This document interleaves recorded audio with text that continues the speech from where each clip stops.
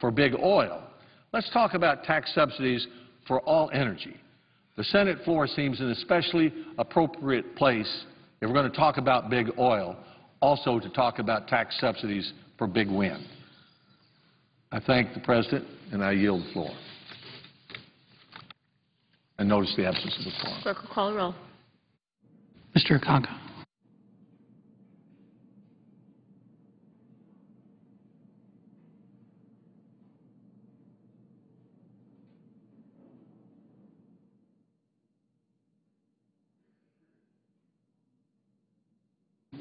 Madam President, asked consent to vitiate the quorum, and I see the senator from Kansas. Without objection. And may I ask consent to include in the record, following my remarks, the report from the Congressional Research Service to Senator John Cornyn of Texas dated May 16, to which I referred in my remarks. Without objection. Thank you.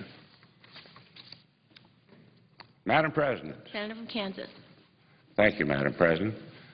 I rise today to speak in favor of the legislation that has been introduced by my friend and our Republican leader, Senator McConnell, that would take our country in the direction of greater domestic energy production and certainly robust job creation, as opposed to taxing, or trying to, the very people who provide our energy. Madam President, as every American knows, few issues today are more critical to the American taxpayer than the price of energy. Whether it's powering our homes or fueling farm equipment or filling up our cars at the pump, the price of energy directly impacts the cost of goods and operating expenses for our American producers. Now, while there's a multitude of variables that impact the cost of gasoline, it's important we don't overlook the main factor impacting prices at the pump. And one more time for my colleagues across the aisle, that is the global supply and demand of crude. With roughly 70% of the price of gasoline and diesel that is contingent on the price of crude, it should be easy to understand that any fluctuations in global supply and demand is the most important factor determining what consumers pay at the pump. Now, considering in my state alone that the oil and gas industry supports over 119,000 jobs and annually contributes $14 billion to the Kansas economy, it's not hard to understand that much of our concerns regarding the U.S. economy and rising unemployment could be addressed if we stopped hindering the abilities of American energy businesses to grow and to produce.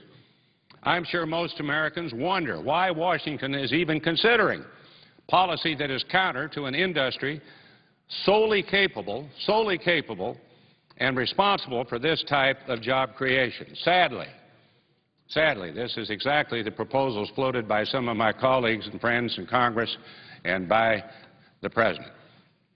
In the President's 2012 budget proposal, he proposed almost $90 billion worth of tax increases on the oil and gas industry. Taxes that the nonpartisan Congressional Research Service, nonpartisan, has stated could make oil and natural gas more expensive for U.S. consumers and likely increase foreign dependence. Well, that didn't work in regards to the budget. They're back. Complementing the President's troublesome budget proposal last week, a number of my colleagues introduced legislation singling out U.S.-owned integrated oil and gas companies by removing tax expenditures these companies rely on to hire more American workers, develop greater amounts of needed energy, and, support the millions of American investors whose IRAs and pension funds invest significantly in energy stocks. What's even worse, at least 6 of my colleagues across the aisle are on record admitting that this legislation will do nothing to reduce prices at the pumps. It's sort of a gotcha piece of legislation. So to address American concerns about rising gas prices, my friends across the aisle have introduced legislation they readily know will not ease the price at the pump. This doesn't make any sense. In addition to the fact the Democratic energy bill won't help reduce gas prices, I want to further highlight the negative impacts it would have on American investors. Now, this is important. Probably the biggest distortion repeated in the media and some of my friends here on Capitol Hill is the notion that a few select corporate executives are the sole benefactors of record-high profits enjoyed by these energy companies. Well, it makes real good politics today to beat up on these people. And that's what happened in regards to the Finance Committee. A lot of press there. When in reality, it's the millions of middle-class American investors whose retirement plans benefit greatly from healthy profits. Because these companies are publicly traded, they're owned largely by individuals and institutional investors responsible for managing the mutual funds and IRAs and pension plans of millions of Americans whose future economic security depend on the success of these companies. For example, in Kansas alone, there are over 18,000 shareholders of ExxonMobil. That's 18,000 of my constituents who will be hurt, angry, frustrated when they find out that legislation that targets citizens, investors who actually own these companies could be passed. Now, beyond individual shareholders, many teachers, state government employees rely on strong returns on their investments in these companies.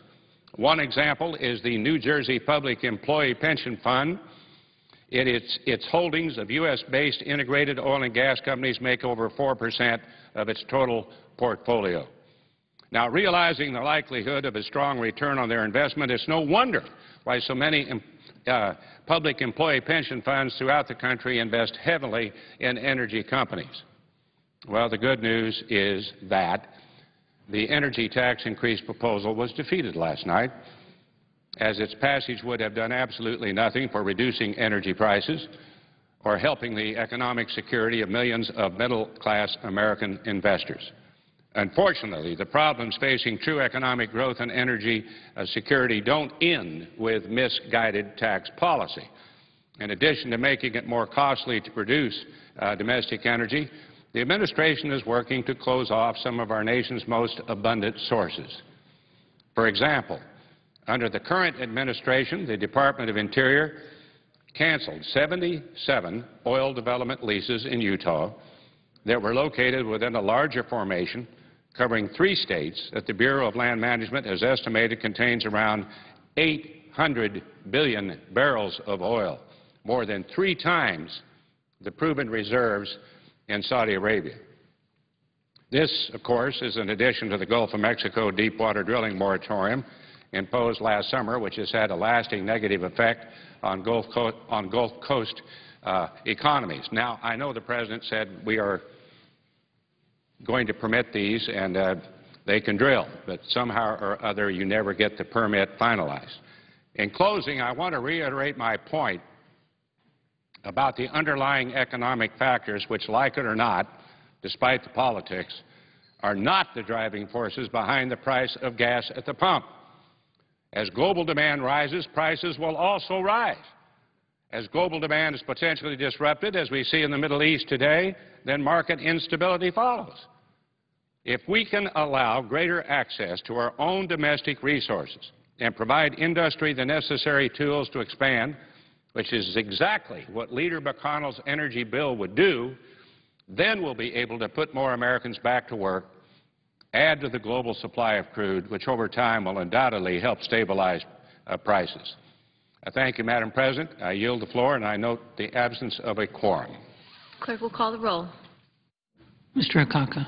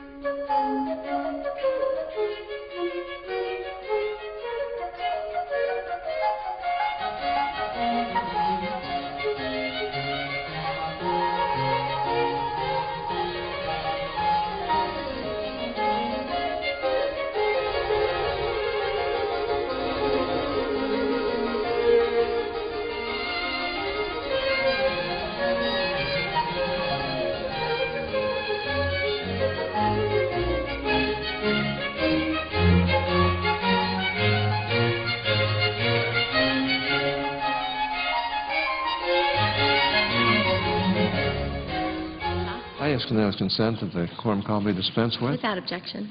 Thank you, Madam President. Madam President, I rise today as a co-sponsor of the Republican leader's Offshore Production and Safety Act, S-953. And I have to say that it's a breath of fresh air to be discussing a substantive energy policy proposal. Last week in the Senate Finance Committee and yesterday on the Senate floor, we witnessed a cynical charade as some of my colleagues attempted to exploit high gas prices and as an excuse to once again raise taxes. It's no secret that the liberals in Congress have an answer to every problem, but unfortunately it's been the same answer for every problem. Whether the problem is health care costs, out-of-control spending, unemployment, or high gas prices, their answer in every case is to raise taxes. The American people have caught on to the uninspired monotony of that particular message. And in the last election, they sent us their own message. Enough with the spending and enough with the taxing. Apparently, though, that message was not loud enough or clear enough because the worn-out big government approach remains the only option being offered up by my friends on the other side. Americans are fed up with lame excuses to expand the size of government. What Americans want, need, and deserve are real solutions to real problems. And those problems are real. High gas prices are an indicator of a much deeper problem facing our nation's energy security. It's a problem that runs deep, but it's not too difficult to understand. Our problem is a president who would rather buy foreign oil than produce it here in America. In fact, he not only wants to buy foreign oil, he's willing to subsidize it. These are Brazilian workers, Brazilian oil workers. I hope Americans were watching the news as President Obama handed over more than $2 billion to Brazil's government-owned oil company to produce Brazilian oil. That was a nice gesture, I'm sure. But why aren't we spending it here at home? And why aren't we able to drill here at home?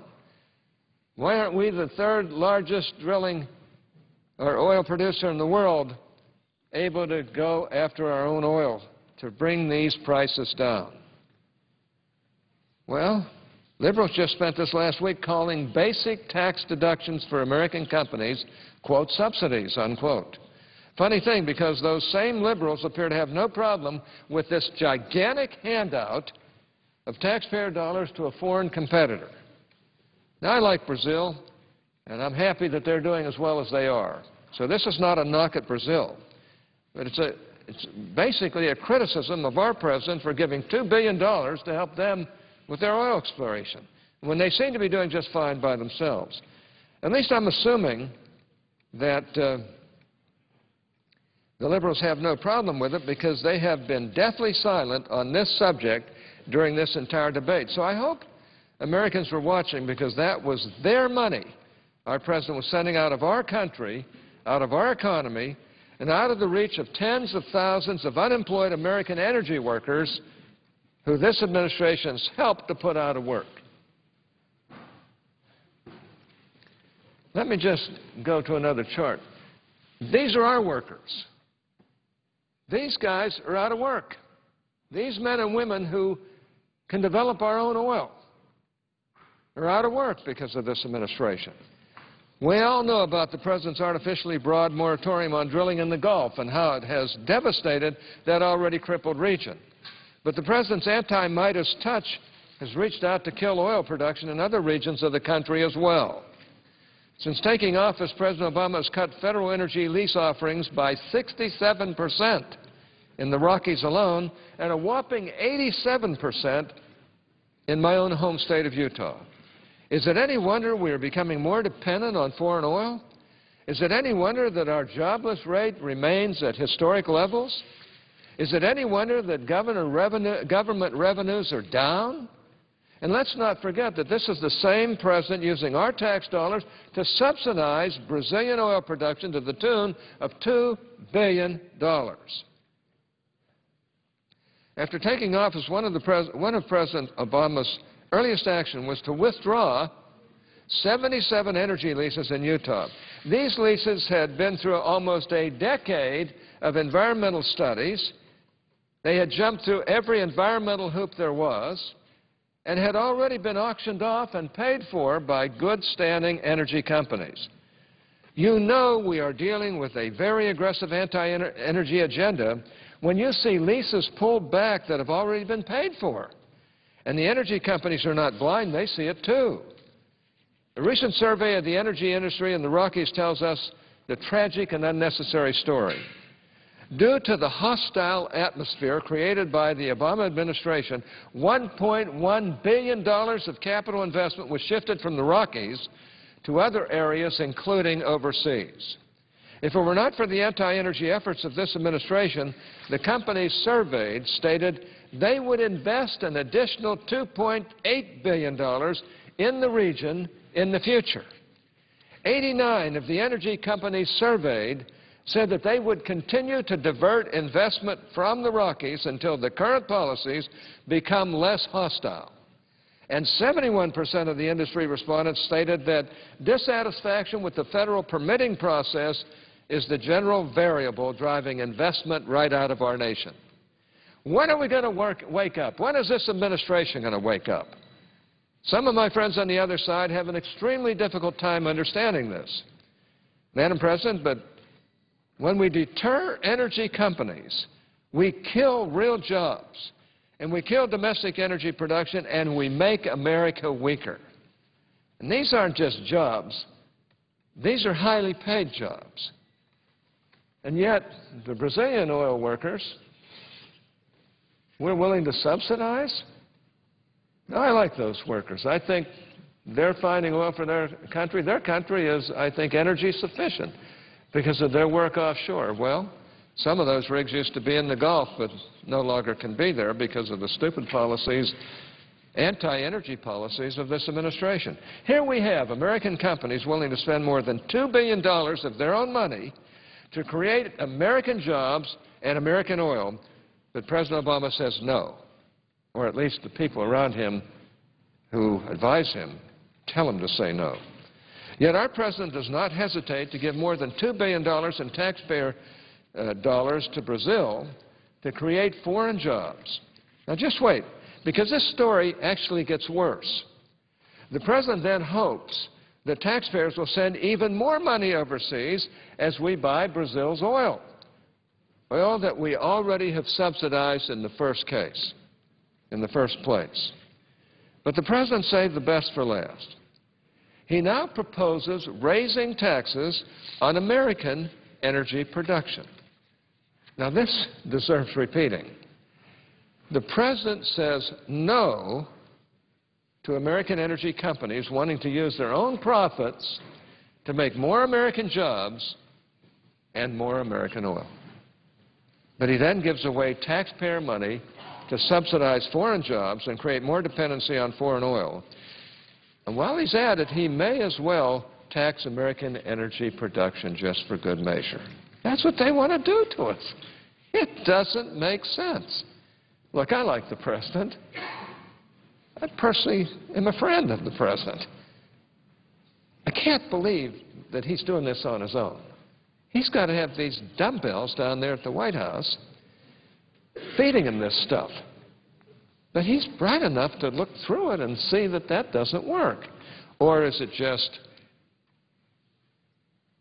that their supporters are demanding, that the Democrat supporters are just demanding this type of harm to our country and to our people? Well, I said it twice, and it makes less sense the more I think about it. You know, he may as well tax American energy production just for good measure. The whole farce would be comical if it weren't so incredibly harmful to our nation and our economy and to American families who have dedicated their lives to providing the United States with the domestic oil and gas we so desperately need. Now, I'd like to read an excerpt of a letter I received from Cindy and Bruce of Uintah County, Utah, by the way, an oil-rich county, if we were allowed and got the permit to go out and find it.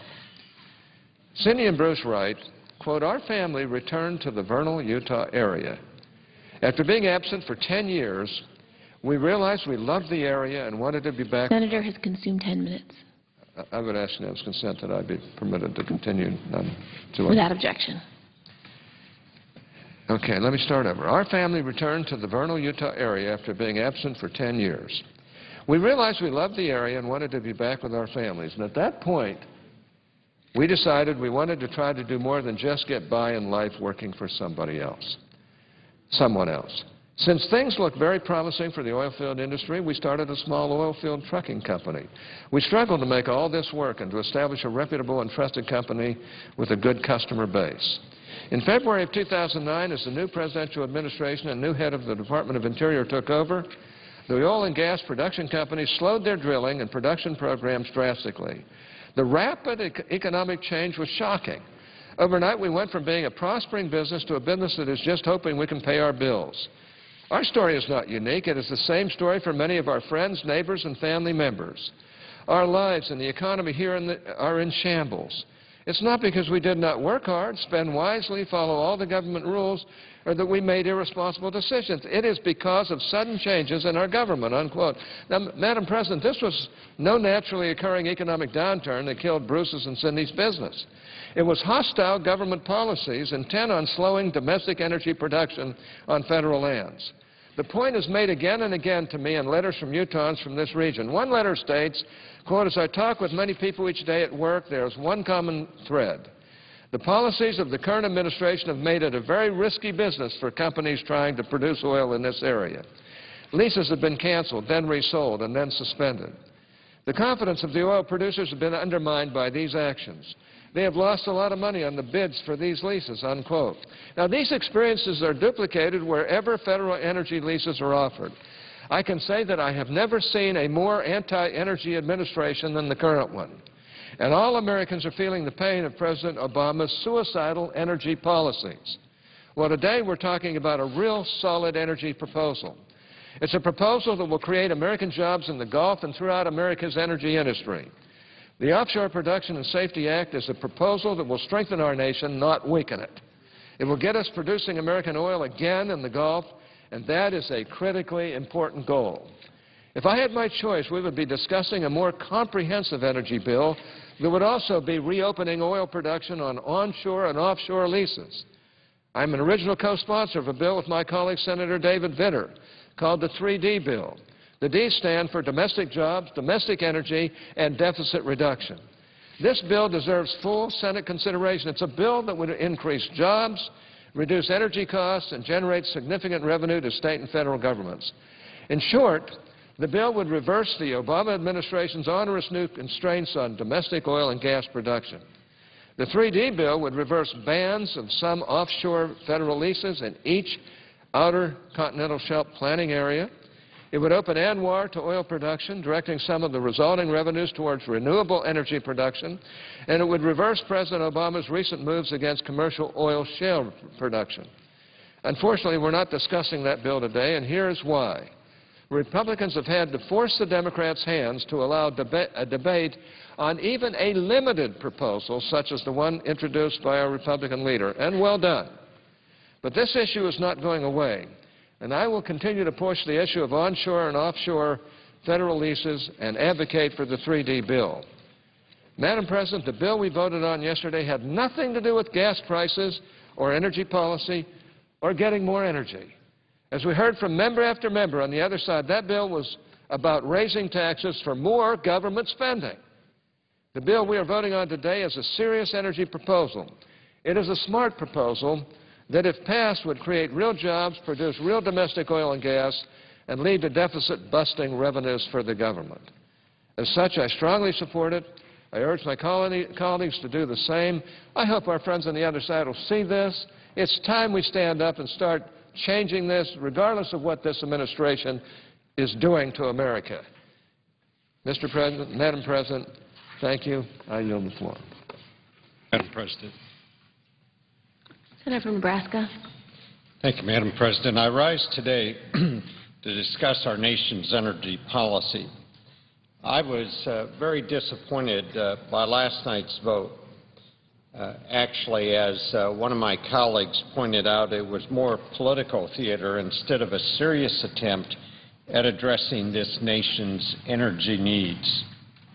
Instead of investing time on votes that will not bring gas prices down, we need to do what Americans expect us to do, and that's adopt a careful, all-inclusive, comprehensive approach. Put simply, we need to consider our assets, and we need to develop those assets in a responsible way. Now, that sounds very simple to the average person, but unfortunately it seems to elude us here.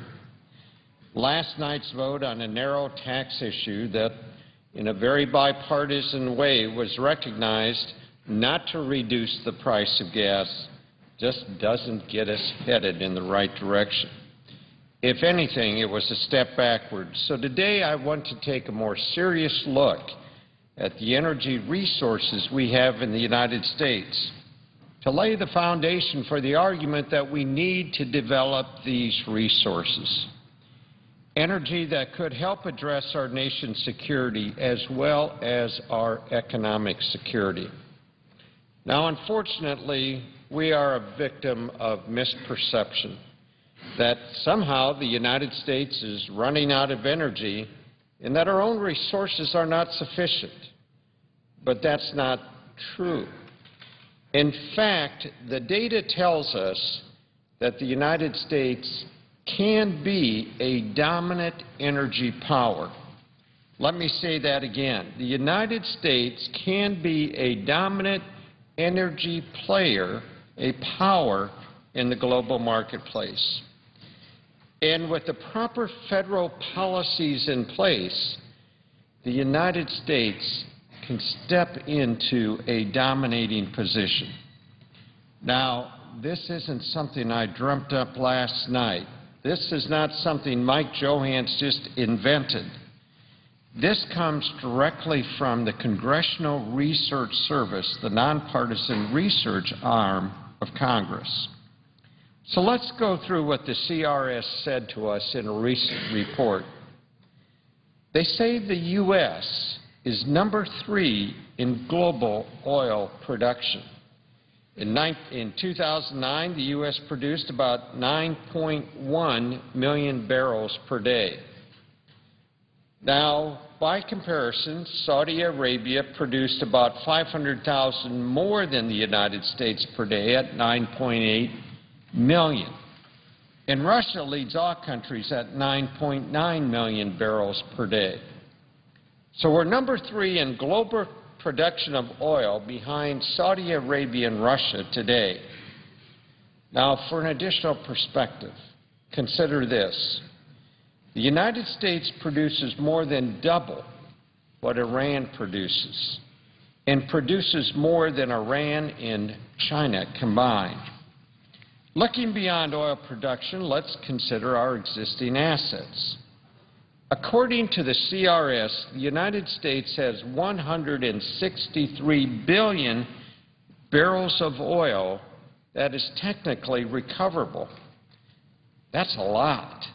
And that's more than 6 times what the administration suggests in its favorite talking points.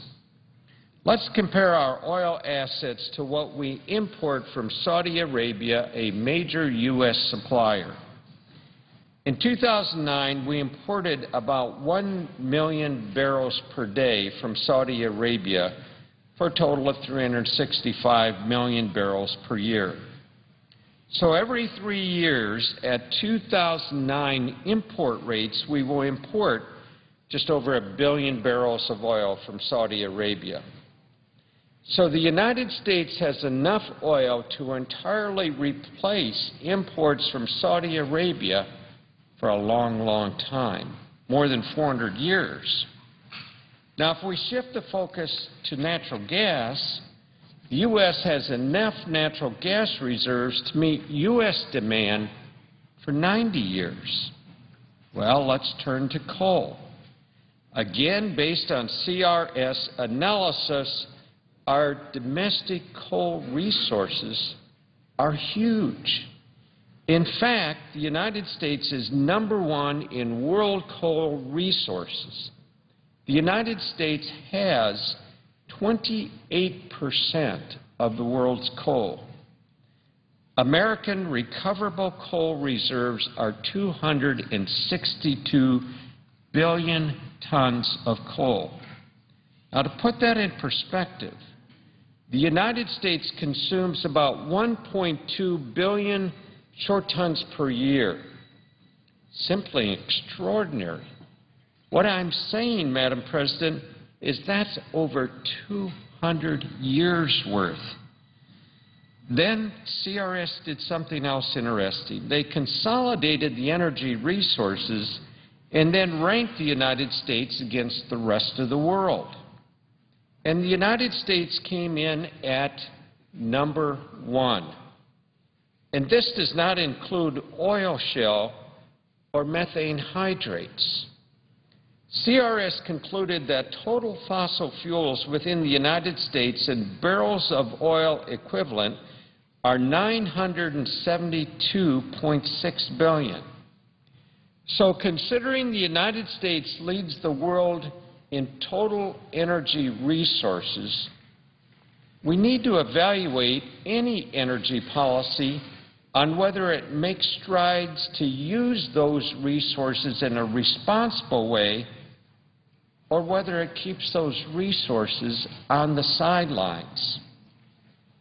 The Congressional Research Service has debunked the myth that we are energy poor, that we have somehow consumed our resources. In fact, our nation is #1. We are rich with resources, oil, natural gas, coal, and other resources, and lots of it. Yet the President, for whatever reason, keeps using a dramatically different talking point, and it creates the wrong impression. Just recently, on May 6, 2011, he said, and I'm quoting, "The challenge is we've got about 2 to 3% of the world's oil reserves, and we use 25% of the world's oil," unquote. The impression I think he's trying to create is that we have virtually no reserves, and yet we're trying to grab all of the resources. This statement seriously, if not intentionally, underestimates America's energy resources because it only relies upon proven reserves. You know, that would be like a millionaire complaining that he can't afford a $10 dinner because he's only got $5 in his pocket. Here's what CRS says about proven reserves, and I'm quoting, "Proved reserves are oil, natural gas, or coal that have been discovered and defined typically by drilling wells or other exploratory measures. In other words, unless you drill or otherwise explore, proven reserves never expand and our country stays neutral." So the President's talking point completely ignores what they called undiscovered, technically recoverable, the estimated American resources in those areas where exploration has not yet occurred. Thus, it is no surprise what happens when we don't issue permits to explore and drill. Proven reserves would never expand if you don't issue the permits. And that's the problem with this administration's approach to energy policy. They've gone out of their way to oppose utilization of American energy sources, and then they claim that somehow we've used them up. Most famously, the administration supported a national energy tax called Cap and Trade, a bill that was intentionally designed to increase costs for consumers on everything from oil to gasoline we put in our cars to coal to the electricity we use. In fact, the President even admitted his policy was designed to make the prices for American consumers, quote, necessarily skyrocket, unquote. Now, unfortunately, if not remarkably, if not completely unbelievably, that's a direct quote. And today, even after this policy has been repudiated, Senators consume 10 minutes. may I have an additional 3 minutes? Without objection. And today, even after this policy has been repudiated on a bipartisan basis by Congress, the administration continues to march ahead with similar proposals at the administrative level. The administration has canceled leases across the Rocky Mountain West. They've blocked permits in the Gulf of Mexico. They've blocked permits in Alaska. And while the President's announcement this weekend would appear to be a welcome recognition that oil and gas leasing matters, it disregards the virtual lack of permits to explore. No doubt leasing is necessary, but if you don't have the permits, leasing means nothing. Supply stays the same, world demand continues to increase, and no one should be surprised by the economics. No one should be surprised that this administration policy has a direct correlation to the price of gasoline you pump into your vehicle. And that's why today we are debating legislation that's enormously important. This bill requires the issuance of permits. It emphasizes safety and environmental responsibility. It does require spill response and containment plan, and it requires that we do everything we can to try to improve supply. It says we can develop our natural resources expeditiously, but in a responsible and prudent way. It's a responsible step in the right direction. Let me put this another way. We, the United States, do not need to beg the rest of the world for energy resources. We do not have to go with cup in hand. Energy is too important to our growth, to job creation. It is too big an issue to outsource to another country, especially the countries that don't like our policies. It is critical that we get energy policy right. Gasoline prices are now over $4. That is hurting every American. It is hurting job creation. Heating and cooling bills are going up. Farmers see their fertilizer, their natural gas bills expand. Their input costs are going through the roof. Our people deserve better, and that's why I encourage my colleagues to support this important legislation. Thank you, Madam President. I yield the floor. Madam President. Senator from Virginia. Madam President, I have 10 unanimous consent requests for committees to meet during today's session of the Senate. They have the approval of the majority and minority leaders. I ask unanimous consent that these requests be agreed to and that these requests be printed in the record. Without objection. Madam President, I rise today as I try to on a regular basis to honor another one of our great federal employees. I know in the great Empire State of New York there are literally thousands of folks who oftentimes work anonymously to make sure that day in and day out our federal government functions. This is a service or a recognition that I took over from our colleague Senator Ted Kaufman after he had served here in the Senate, and I am proud to continue this tradition where on a regular basis we come forward and honor one of those federal employees who contributes to making our nation safer, making our nation more efficient, allowing many of us in America to enjoy the benefits of our country, oftentimes again, without a lot of recognition. The individual that I'm recognizing today is Robert Harris, who is the Deputy Legal Advisor at the United States State Department. Mr. Harris has played a critical role in advancing American foreign policy around the world. He has served as the lead negotiator on several important bilateral and multilateral agreements on anti-terrorism, extradition, and global environmental protection. He also provides advice on issues ranging from treaties to law enforcement and intelligence. But it is Mr. Harris's work to advance human rights around the world that sets him apart.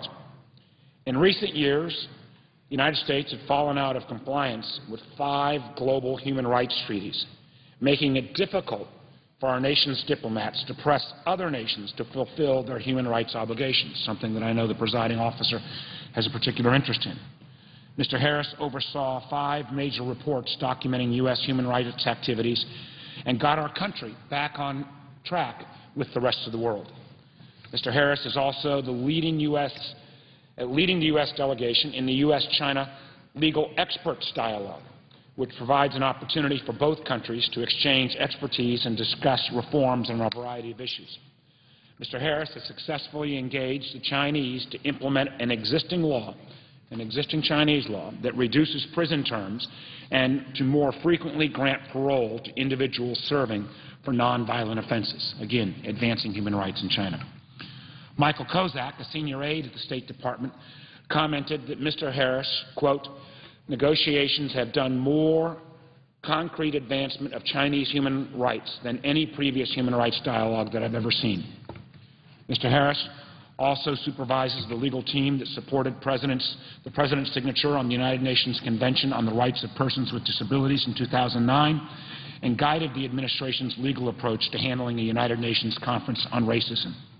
More recently, he led U.S. and international efforts at the UN to prosecute pirates engaged off the coast of Somalia. As a 25-year veteran of the State Department, Robert Harris's contributions have gone a long way to advance America's foreign policy and preserve our nation's record as a leader in human rights. I hope my colleagues will join me in thanking him for his service. And again, Mr. President, as you see me on this floor, and I know you share this commitment to those federal employees who work in the great state of Minnesota, you know, too often when we have our political dialogues here, when we get close and sometimes cavalier attitudes towards shutting down our nation's government and the economic consequences it would have on our overall economy in the private sector, also the immediate consequences it has on the literally hundreds of thousands of great Americans who serve us as federal employees. Today we take a moment to celebrate Mr. Harris's service, particularly in the area of human rights. I think it is a record of service that we can all be proud of, and he, like so many other federal employees, we sometimes come down here and have a tendency to trash the federal government. I sometimes believe that we do that at the expense of those people who work oftentimes for less pay, longer hours, and without a lot of recognition. In this some small way, we're trying to recognize Mr. Harris and the countless others who serve our nation day in and day out. With that, Mr. President, I yield the floor and note the absence of a quorum. Clerk will call the roll. Mr. Akaka.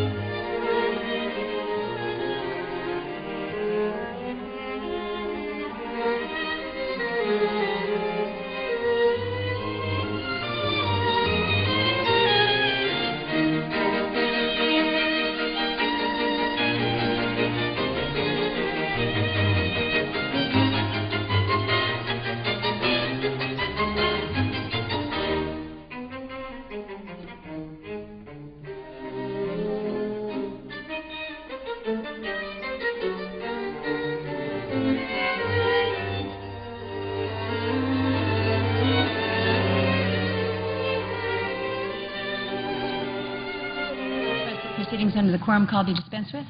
Without objection. Thank you, Mr. President. Last night, the Senate defeated a misguided attempt to raise taxes on the 5 largest energy companies that are operating in our country.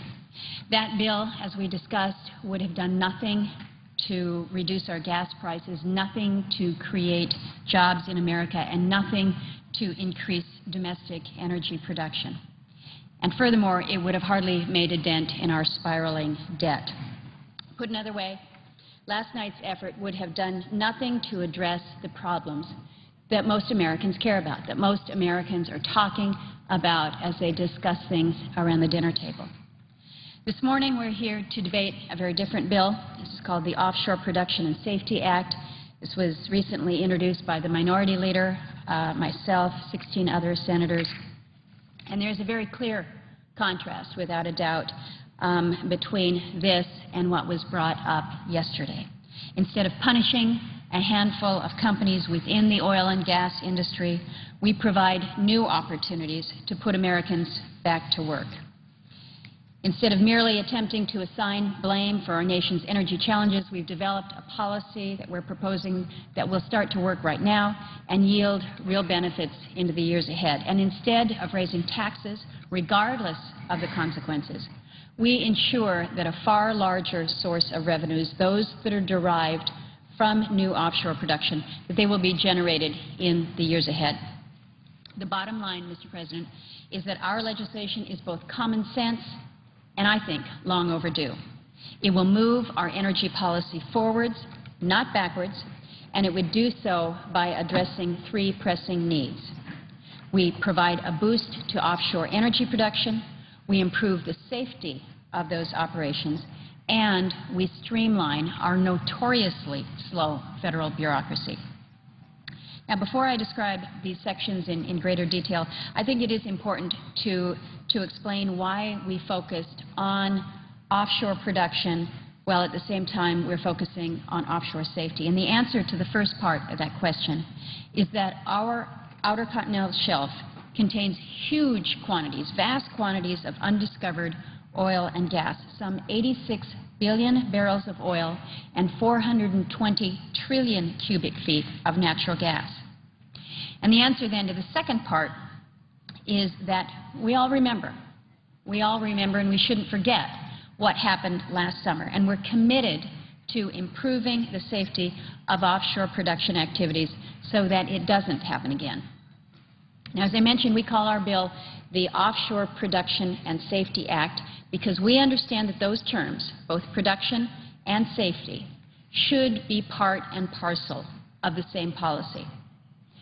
We want our offshore industry to be working, but we need it to be working safely. And those were words that I used yesterday in the committee hearing on energy when we focused on the OCS reform bill. We want our offshore industry to be working, but we want to have that safety component. We know that our nation will need oil for decades to come, even under the most optimistic scenario that we have out there. We know that offshore production will create thousands of badly needed jobs, not just on the offshore rigs themselves, but really all across America, and that it will simultaneously generate tremendous revenues for our government at a time when we are looking for those revenues. And we know that for every barrel of oil that we produce here, that's one less barrel that we have to purchase from someone else, typically from somebody else that really could care less about our situation here in this country. Now, it's not just me, not Lisa Murkowski from a producing state. It's not just Republicans who understand these benefits. Clearly, President Obama and his team acknowledge these benefits as well. And I do want to take an aside and recognize and commend the President for announcing that he will hold annual leases in Alaska's National Petroleum Reserve, the NPRA, establishing a permitting office in Alaska, and pursuing development opportunities in the Mid and South Atlantic. I have routinely criticized this administration on certain aspects of their energy policy, but the President deserves credit for taking these steps, and I acknowledge them, and we'll look forward to seeing those actually carried out, to see that follow through there. The Offshore Production and Safety Act offers us a chance to make even greater progress. To boost offshore production, the first part of the bill would require lease sales in the Gulf of Mexico, Alaska, and Virginia to be put back on the schedule. Those are areas that are projected to contain billions of barrels of oil. But if we refuse to even offer up the leases, then that energy is never going to be brought to market. And we would also extend for 1 year all of the leases that were held back from production because of the administration's moratorium. Now, the second part of the bill relates to the safety of offshore production. And again, it's pretty straightforward. It's pretty simple. We require that each leaseholder develop a spill response and containment plan to make sure that if an accident does occur, immediate action can be taken to contain it and to protect the environment. This is critical. This is what we're all hoping and waiting for after the Deepwater Horizon last year. To further increase our nation's response capacity, we would establish a public-private task force on spill response and mitigation measures. We would also require the Comptroller General to identify any gaps in the legal authority or spill response capability that would need to be resolved. This bill that we have before us and that we will move to today with the vote this afternoon will actually mark the first time that any safety legislation has been voted on in the Senate since the Deepwater Horizon incident. So this Republican proposal is the first time. We didn't see that happen last Congress. I know Chairman Bingaman and I certainly had hoped that we would see it, but it wasn't moved through last year. It wasn't part of the proposal that we took up yesterday. The third and final part of our bill addresses our notoriously slow federal bureaucracy. Oil and gas projects are routinely delayed not because of the technological limits or even the regulatory requirements, but because the federal government is just simply too slow in making decisions. And so to remedy this situation, we would limit the amount of time that Interior can take to decide on drilling permits. Now, we do allow for some flexibility here, but when delays do occur, we require an explanation as to why. What happened? What's holding it up? And because litigation is increasingly used to halt new development, we provide expedited consideration of those cases in a specific court. Now, Mr. President, we know that this bill does not contain every pro-production piece that every member may wish. I'd like to see an ANWR provision in here, but it's not in there. There are additional items that I clearly would like to advance, most notably revenue sharing, critically important for a coastal state like Alaska, my friend and colleague from Louisiana. I'm going to be working to advance this bill, and if it advances, offer amendments. If the bill doesn't advance, I'm going to be working within the committee to continue to push revenue sharing and other issues that speak to the pro-production piece. But for purposes of this bill before us, I realize that with the revenue sharing issue, this does present a scoring issue, which we need to resolve, and so clearly more discussion needs to come for that to happen. But regardless, I would urge every member who realizes the critical need for increased domestic production to join together to advance this modest and very responsible start. The purpose of this bill, the reason why we're ready to take it up, move it today, is that it really is so simple. We're not asking for that much. A handful of lease sales to be put back on the schedule, basic safety measures be implemented, and permitting decisions be made on time. Our goal, pretty simple, is to put offshore production back on track, closer to where it should be and closer to where we need it to be. Mr. President, if there's one word that should be used to describe this bill, it would be modest. Everything within it is straightforward. Nothing is outlandish. Nothing goes too far. There's no poison pills in it. Since its introduction, the President has very explicitly endorsed several of the provisions that are contained within it. Our proposal is fair, it's sensible, And I believe that it's time for the United States Senate to send it on to the U.S. House of Representatives. With that, Mr. President, I thank you, and I yield the floor. Mr. President. The senator from Connecticut. Thank you, Mr. President. I ask to speak